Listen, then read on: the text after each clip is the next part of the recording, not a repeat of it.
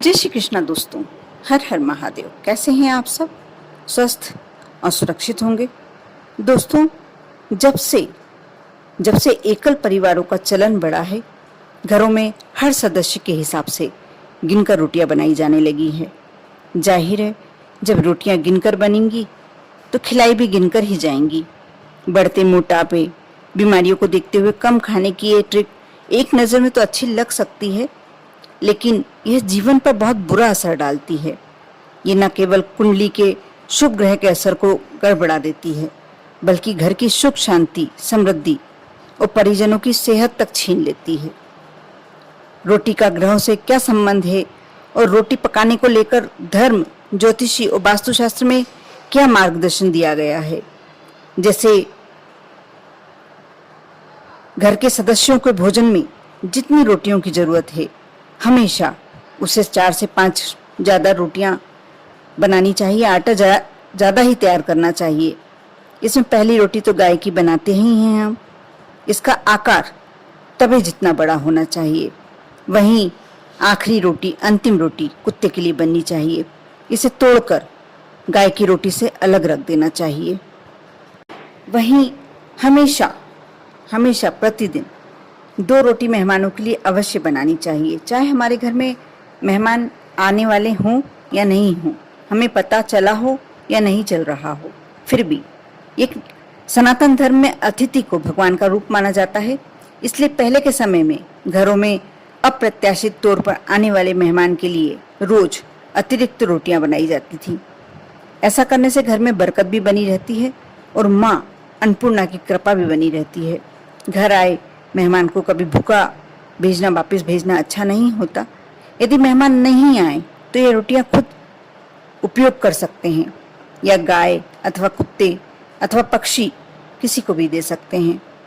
जब रोटियां गिनकर बनाई जाती है तो बचे हुए आटे को फ्रिज में रख दिया जाता है और अगले दिन इसका इस्तेमाल किया जाता है। ऐसा करना वैज्ञानिक नज़रिए से तो गलत होता ही है। इसमें पैदा हुए बहुत सारे ऐसे बैक्टीरिया जो हमारे शरीर का पे असर गलत डालते हैं और उनका संबंध राहु से भी होता है। ऐसी रोटी कुत्ते को दी जानी चाहिए, लेकिन जब कुत्ते को दी जाने वाली ये रोटियां, यानी कि बासी आटे की रोटियां, जब घर के लोग खाते हैं तो सामान्य से तेज आवाज में बोलने लगते हैं और यह स्थितियां झगड़े का कारण बनने लगती हैं।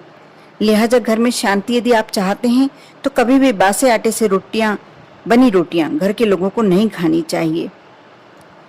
गाय को तो सनातन धर्म में पूजनीय माना ही जाता है। वहीं बेजुबान जानवरों को भोजन देने और उनकी सेवा करने से बहुत ही अच्छा कर्म आपके जीवन में जुड़ता जाता है, आपके पुण्य बढ़ते हैं। ऐसा करने से व्यक्ति के बुरे कर्म नष्ट होते हैं।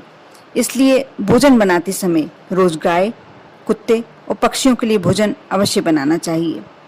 आप बासे आटे की रोटियां नहीं बनाएं, बल्कि यदि आटा ज़्यादा आप लगा लेते हैं, बन जाता है, तो आप रोटियां बनाकर रख सकते हैं।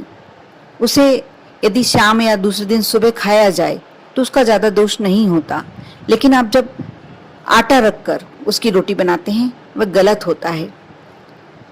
साथ ही दोस्तों, यदि शास्त्रों की मानी जाए तो शास्त्रों में ऐसी कई बातें लिखी हैं जिनके बारे में यदि हम सोचें इसके पीछे के कारण क्या हो सकते हैं, हम समझ भी नहीं पाते और वो जानकारियां पूरी शास्त्रों में निहित होती है। और पहले के ज़माने में क्या होता था, जॉइंट फैमिली होती थी, एकल परिवार नहीं हुआ करता था। तो उसमें जो हमारी दादी नानी जो हमें शिक्षा चलते फिरते दे देती थी, वह शिक्षा आज के बच्चों को नहीं मिल पाती है।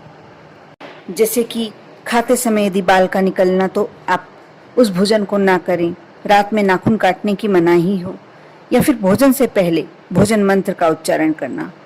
ये सब यदि हम करते तो हम समझ सकते थे कि इसका जीवन में क्या महत्व है। ये हमारे कौन कौन से दुष्ट ग्रहों को हमसे दूर रख लेता है, कैसे कैसी अशांतियों से हमें दूर रखता है, कैसी कैसी मुसीबतों से हमें बचाता है, समस्याओं से बचाता है।